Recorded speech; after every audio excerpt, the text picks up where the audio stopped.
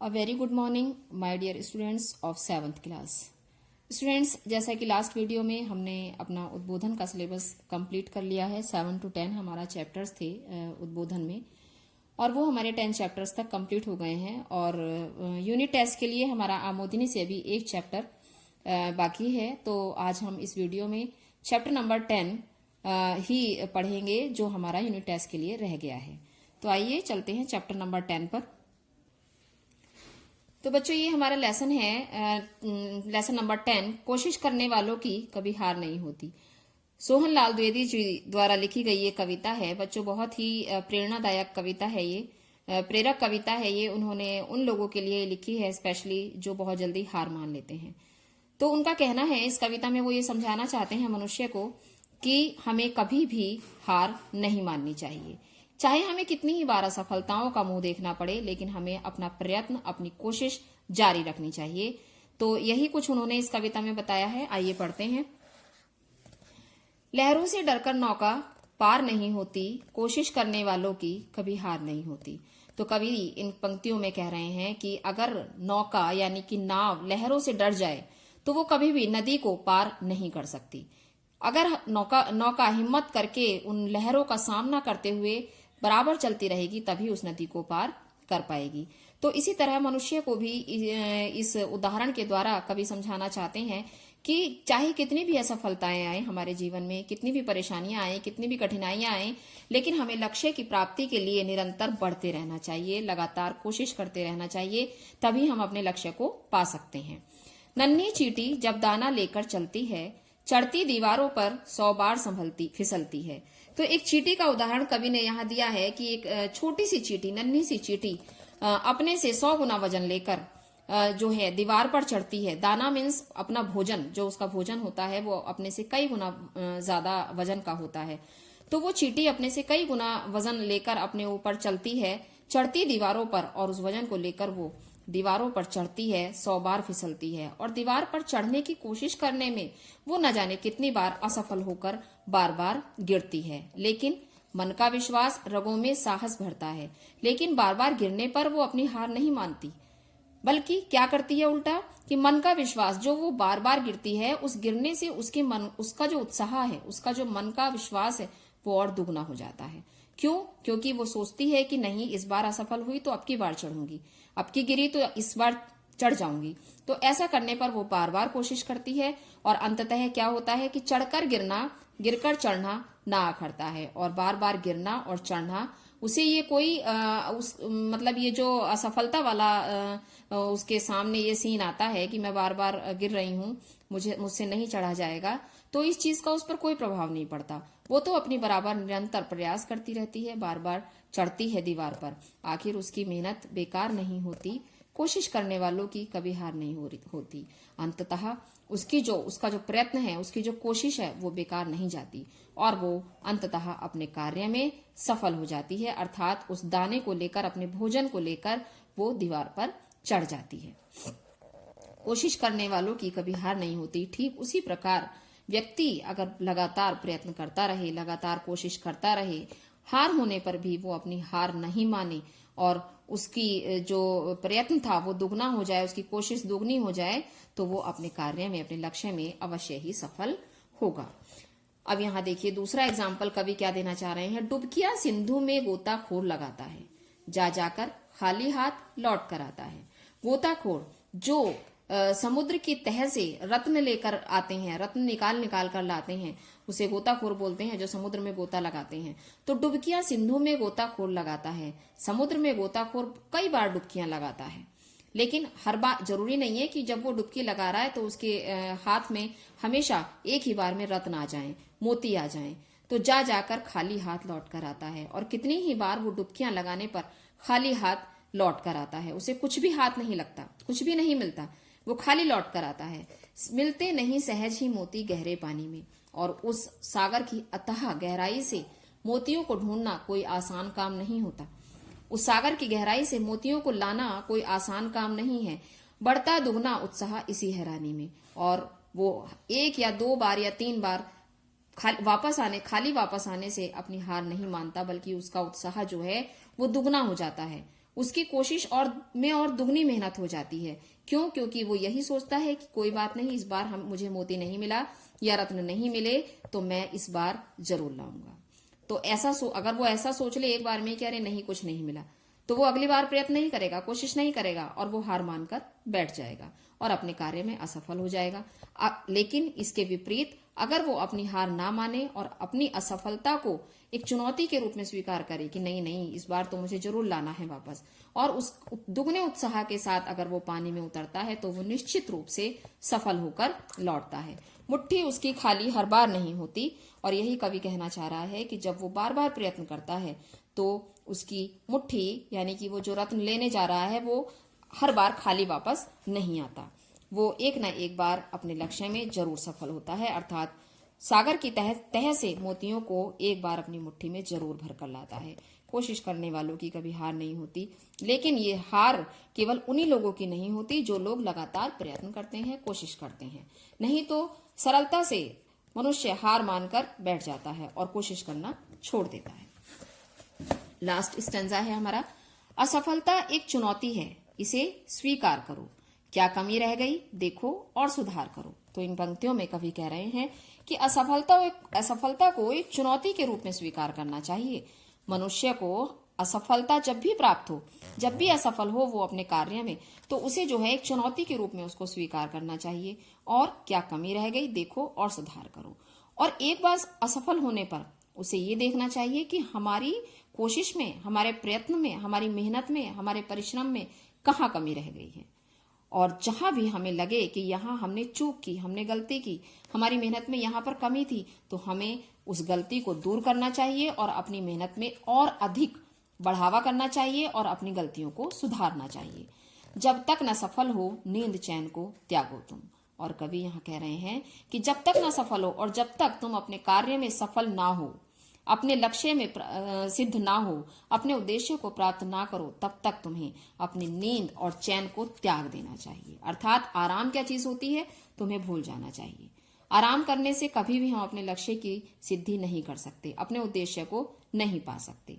संघर्ष का मैदान छोड़ मत भागो तुम, और अपने उद्देश्य की प्राप्ति में चाहे तुम्हें कितने भी संघर्ष क्यों ना करने पड़े, अपने लक्ष्य को प्राप्त करने के लिए चाहे तुम्हें कितना भी परिश्रम क्यों ना करना पड़े, कितना भी संघर्ष क्यों ना करना पड़े, लेकिन उस संघर्ष के मैदान को तुम छोड़कर मत भागो, बल्कि डटे रहो अपने लक्ष्य को पाने के लिए, दृढ़ निश्चय होकर कि ये सफलता हमें जरूर मिलेगी।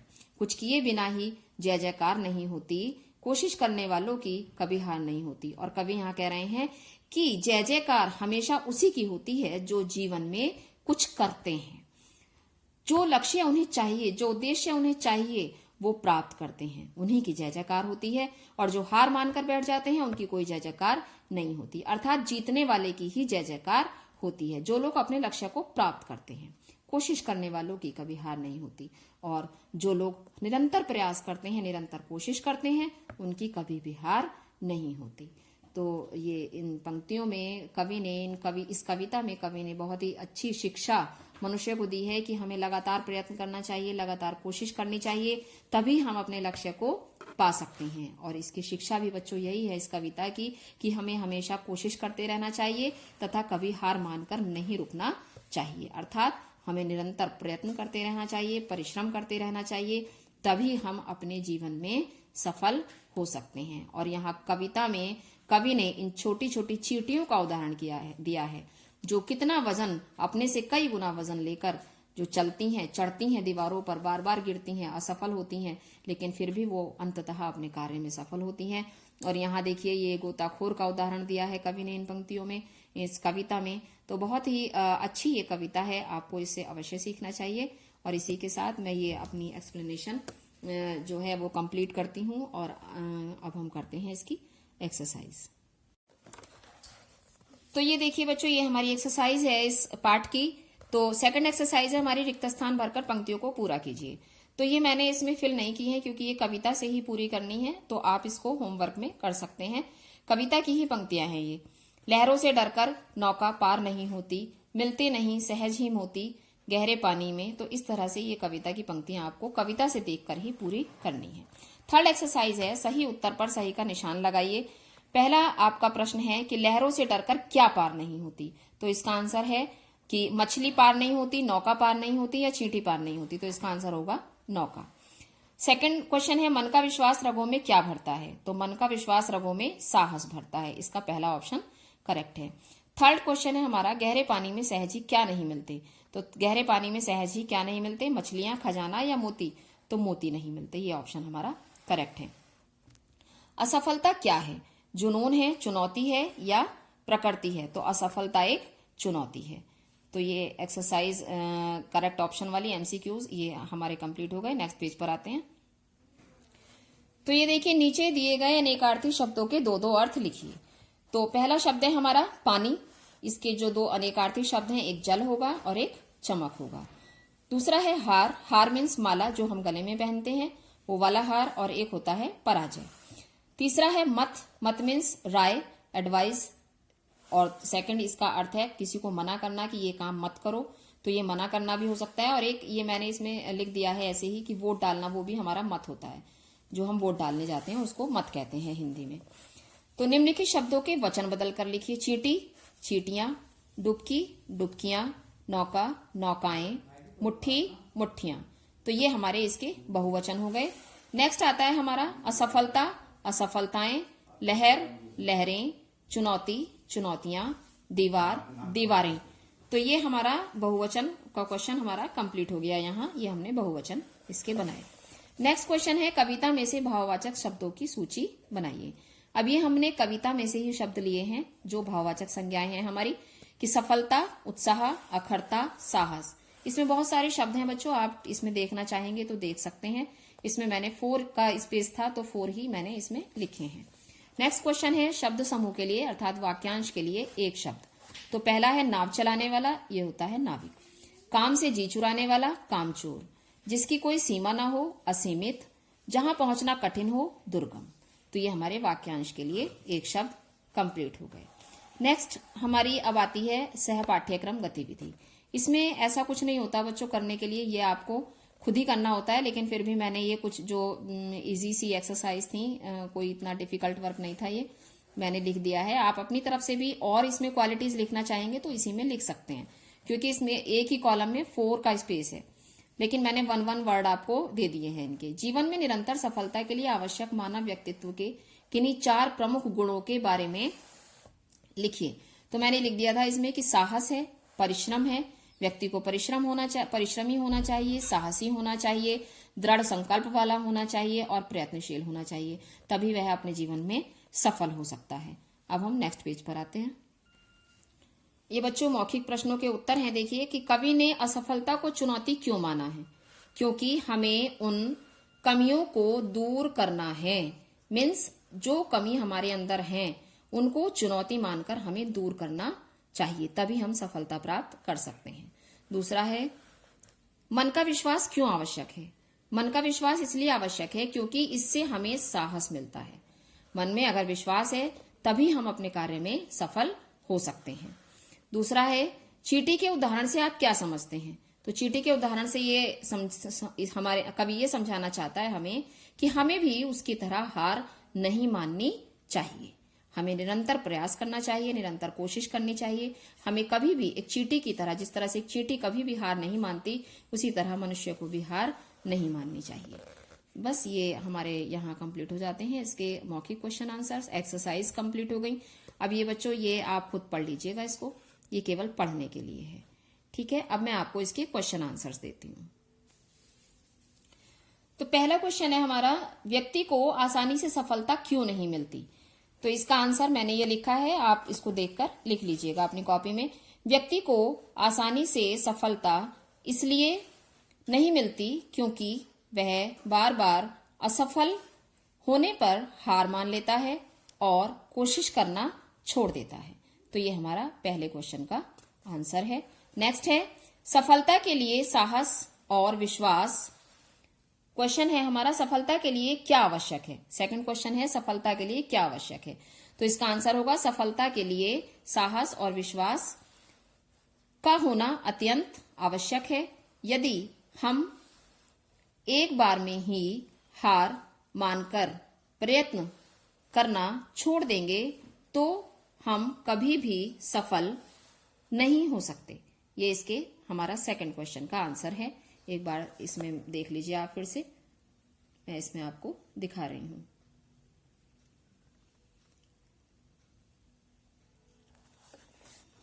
सेकंड क्वेश्चन,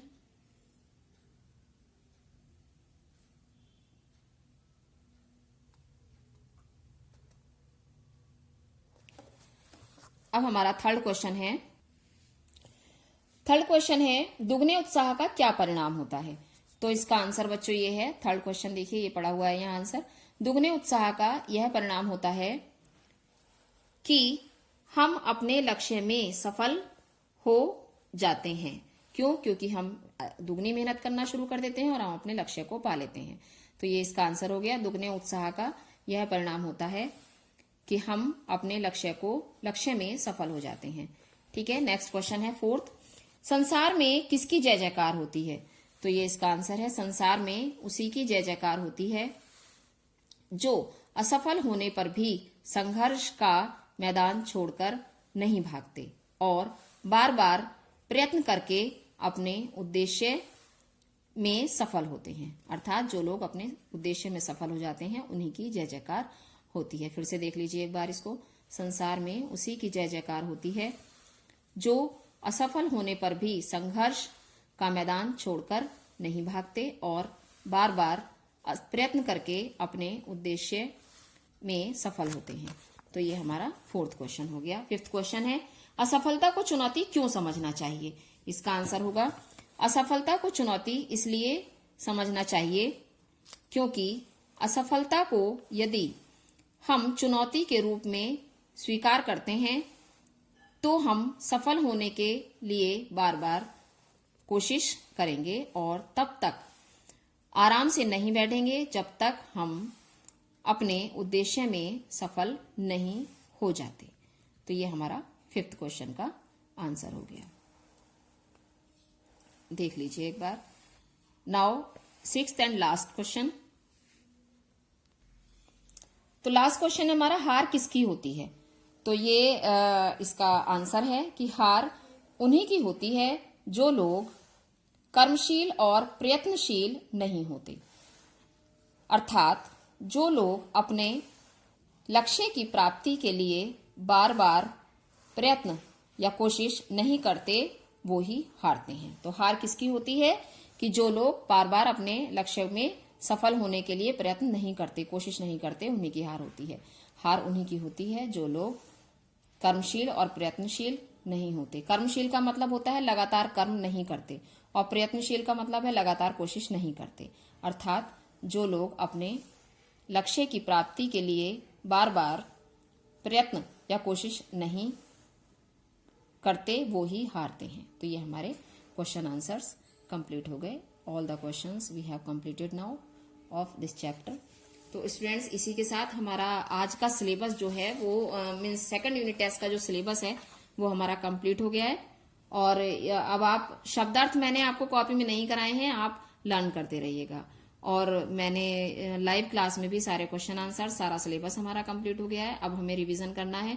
और इस बार जो लोग क्लास में नहीं थे, वीडियो से अपना काम कर रहे हैं, मैं उन्हें बता दूं कि इस बार मैं आपसे सभी शब्दार्थ सुनूंगी सारे चैप्टर्स के जितने भी हमारे यूनिट टेस्ट में आ रहे हैं। और इसी के साथ साथ मैं आपको एक काम और देना चाहूंगी बच्चों, ये हमारी करिकुलर असेसमेंट शीट है। तो इसमें कुछ काम है जो पिछले चैप्टर से ही है, वो आपको करना है। मैंने इसमें कर दिया है, फिल कर दिया है, आप इसको देखकर कर लीजिएगा, वरना लाइव क्लास में मैंने कराया है, वहां से ले लीजिएगा, चैट बॉक्स में पड़ा हुआ है सारा वर्क। तो इसी के साथ देख लीजिए इसको। ये फर्स्ट क्वेश्चन जो है ये आपका फिलअप्स हैं, चैप्टर से ही है, ये भी मैंने इसमें देख लीजिए आप एक बार, मैंने कंप्लीट कर दिए हैं इसमें। इसी के साथ साथ आप अपनी कॉपी में भी जो है इसके क्वेश्चन आंसर कर लें। क्वेश्चन आंसर्स मैंने इसके नहीं किए हैं, वो आप कर लीजिएगा खुद, क्योंकि लास्ट चैप्टर से ही क्वेश्चन आंसर्स इसके हैं। जितने भी चैप्टर्स आपने प्रीवियस चैप्टर्स पढ़े हैं उसी में से सारे इसके जो क्वेश्चन आंसर्स हैं इसमें देख लीजिए। मैं एक बार आपको धीरे धीरे इसमें शो कर रही हूँ, कंप्लीट कर लीजिएगा ये वर्क आप। थर्ड एक्सरसाइज ये है, देख लीजिए, ये कंप्लीट एक्सरसाइज यहाँ है, आप इसको देख सकते हैं और फिल कर सकते हैं। अब नेक्स्ट पेज पर आते हैं।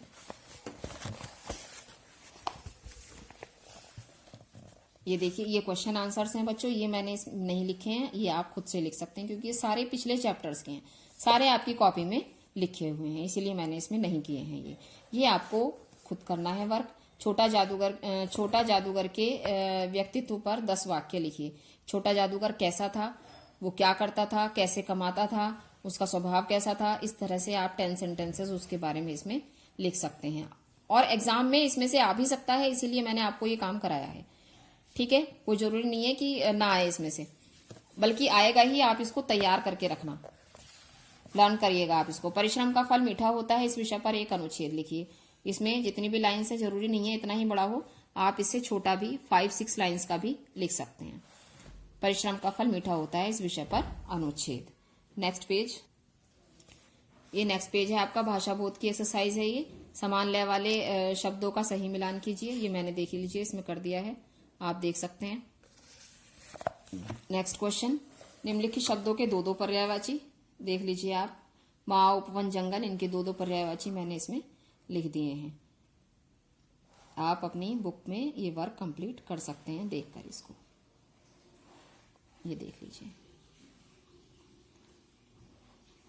बस इसी के साथ हमारा सिलेबस कंप्लीट हो गया है बच्चों। आप लगातार जो है अपना लर्न करते रहिए, अपना वर्क कंप्लीट कर लीजिए। यूनिट टेस्ट से पहले 7 डेट से हमारे यूनिट टेस्ट हैं और तैयारी करके रखें आप अपनी। Thank you very much.